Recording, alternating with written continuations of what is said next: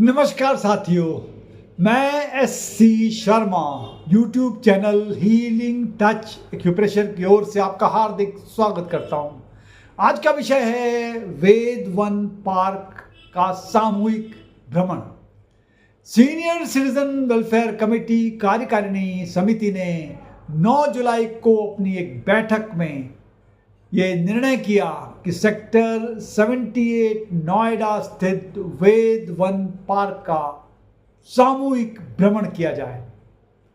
और वेद पार्क वैदिक थीम पर आधारित भारत का पहला पार्क है जो लगभग 100 एकड़ भूमि में फैला है। यहाँ वैदिक साहित्य में वर्णित करीब 50,000 से अधिक वृक्ष लगाए गए हैं। इनमें नीम, बरगद, पीपल, कल्पवृक्ष, नारियल और अनेक अन्य वृक्ष भी हैं। इस वैदिक पार्क में सप्तऋषियों के नाम पर 7 क्षेत्रों में बांटा गया है जो अगस्त्य, कश्यप, गौतम, वशिष्ठ, विश्वामित्र, अत्रि और भारद्वाज मुनि के नाम पर है।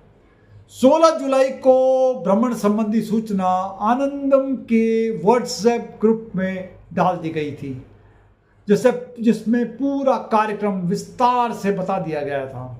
22 जुलाई तक 27 सदस्यों ने जाने के लिए सहमति दे दी थी और अपना अंशदान 300 रुपये भी जमा करा दिए थे। बहुत से अन्य साथी जो जाने के लिए बहुत उत्सुक थे, वो किसी कारणवश नहीं जा पा रहे थे, उन्हें भी इसके बारे में जानने की बहुत उत्सुकता थी।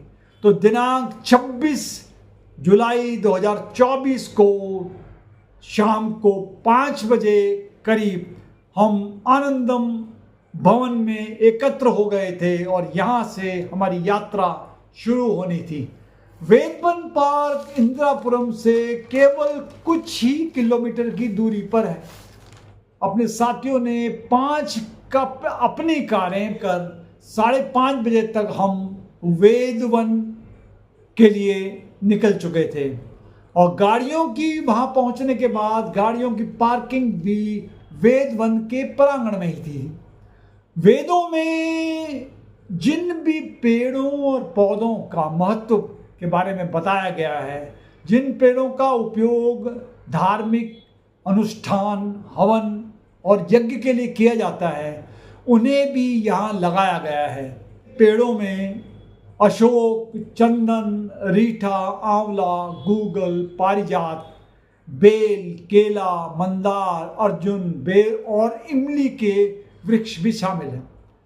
इस पार्क में पैदल चलने के लिए एक अलग ट्रैक भी बनाया गया है। वेद का अर्थ है ज्ञान, इन्हें देववाणी भी कहा जाता है। इसी पार्क में 12 एकड़ में फैला चारों वेदों के पर आधारित अलग अलग जोन बनाए गए हैं और ये 4 जुलाई 2023 को ही लोगों के लिए खोल दिया गया है।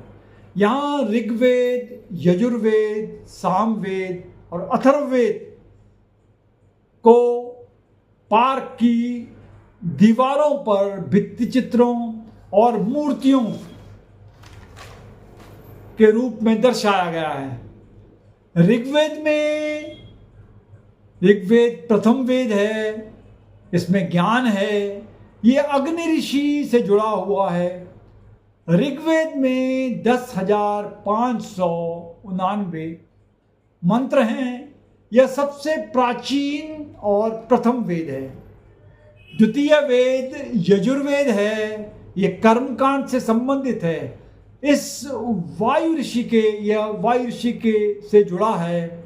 यजुर्वेद में 1975 मंत्र हैं। यह कार्य व यज्ञ की प्रक्रिया के बारे में विस्तार से बताते हैं। सामवेद में उपासना है। ये आदित्य ऋषि से जुड़ा है। सामवेद में 1875 मंत्र हैं।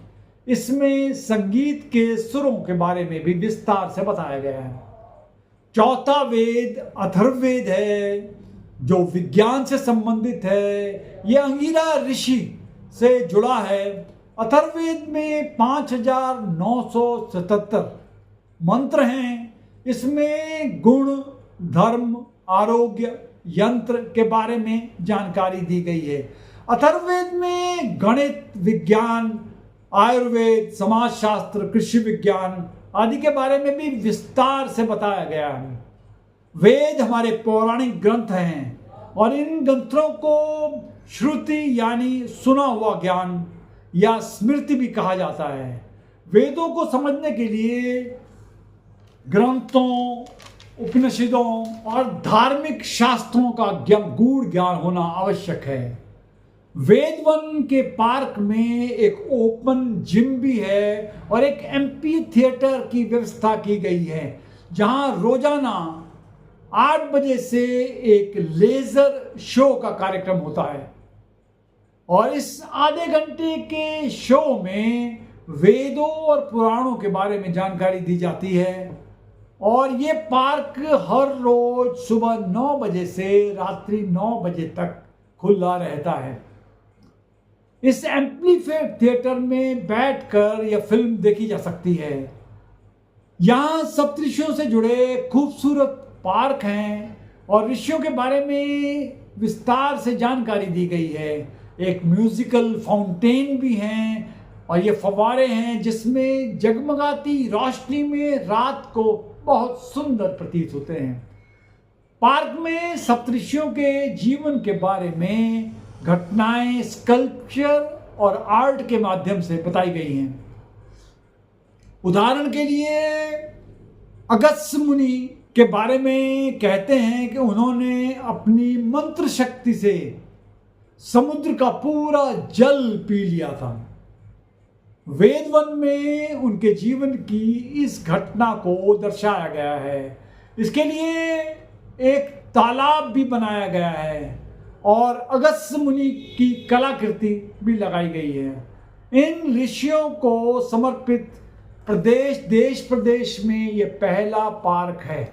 सभी सीनियर सिटीजन्स ने, क्योंकि हम समय से पहले पहुंच गए थे, इसलिए इस पार्क का भरपूर आनंद लिया और इस पार्क में भ्रमण करने के बाद कुछ देर आराम भी किया और वहां की हरी भरी घास में बैठकर प्रकृति का आनंद लिया।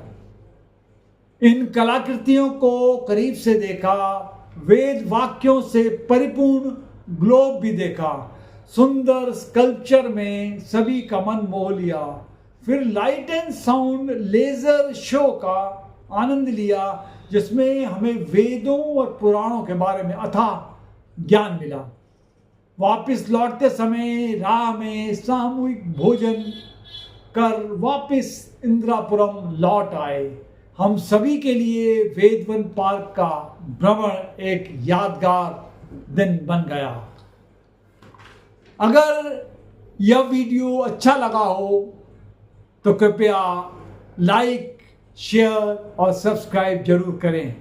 आज के लिए इतना ही, फिर मिलेंगे कुछ नए विषय पर चर्चा करने के लिए। तब तक के लिए नमस्कार।